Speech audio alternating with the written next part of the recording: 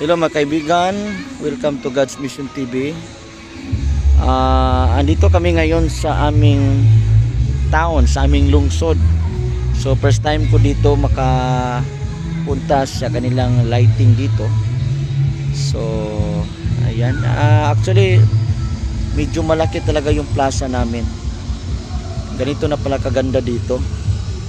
So ayan, marami pong mga lighting dito.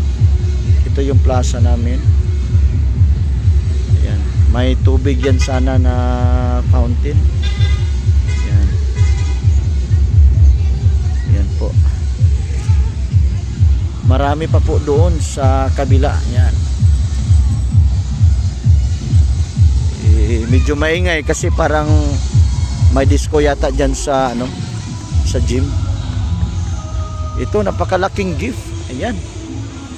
Oh. Napakalaking gift. So ito po ang municipality ng Mantikau, Misamis Oriental po. So dyan po sa unahan konti, marami pong mga kainan dyan.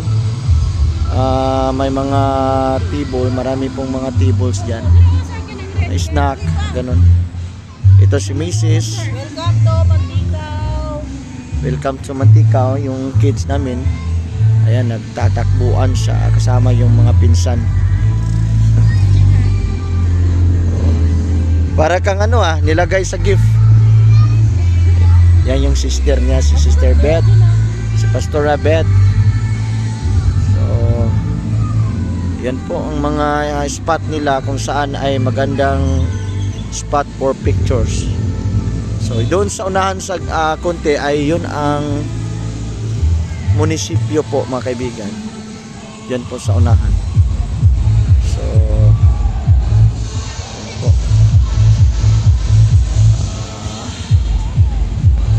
Yan po, dito lang muna tayo. Balik tayo dito kasi napakaingay doon po. Yung disco mga kaibigan. Iwas for copyright. Ha? Ano? Ren. Ito po, maganda din dito. Ayan. Marami pong nagpa-picture. Ayan, si Mrs. nag-position na. Video to eh. Video. Ayan po. Napakaganda po dito. Wow. Praise God. So hanggang dito na lang ang vlog natin. Picture muna kami saglit mga kaibigan. So bye bye po mga kaibigan. Hanggang dito lang vlog natin. God bless po sa ating lahat. Happy New Year po. Ay ang aking pong mensahe ay sana po ay tayo ay magpatuloy na maglingkod kay Lord, magsamba kay Lord. Opportunity po para sa atin na makapagsamba kay Lord. Isa pong yan po ay kalugod-lugod ng Lord ng bawat isa sa atin ay lagi pong sumasamba sa Panginoon na may tapat na pananampalataya tayo. Kasi ang buhay natin mga kaibigan ay nasa Diyos, nasa kamay ng Lord. So kaya ang ating pong duty sa ating buhay ay magsilbi kay Lord, mag-serve kay Lord, magpuri kay Lord. At higit sa lahat mga kaibigan ay lagi po tayong of course mag-study ng salita ng Lord. Tayo po ay magbasa ng salita ng Lord.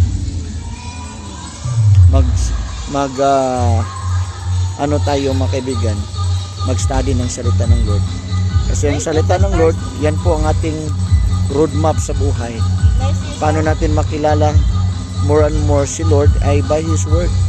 So you cannot say that you know Him without even knowing His Word. So to know Him more, you have to learn from the Scripture, learn from His Word, and you will be guided how to walk accordingly, to walk according to His will. So by learning in His Word, so you will be guided how to walk in God's way, in God's righteousness. So ganun lang po kasimple mga kaibigan, ang buhay natin ay dapat tayo ay laging naglingkod kay Lord, sumamba kay Lord, magpuri kay Lord. And then of course mga kaibigan, handa din tayong magpatawad sa mga taong nakasala sa atin. Handa tayong magmahal sa ating kapwa. Handa tayong tumulong sa ating kapwa. Kasi yan po ang ebidensya na tayo po ay may tunay na takot kay Lord, na may tunay na relasyon kay Lord. Ay yung pagpapakita, i-demonstrate natin ang katwiran ng Lord doon sa ating kapwa-tao po. So God bless po mga kaibigan, Happy New Year po. God bless po sa ating lahat. So hanggang dito lang ang ating vlog po. Bye bye po, God bless.